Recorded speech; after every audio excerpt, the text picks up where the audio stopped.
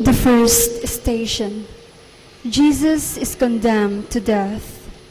We adore you, O Christ, and we praise you, because by the Holy Cross you have redeemed the world.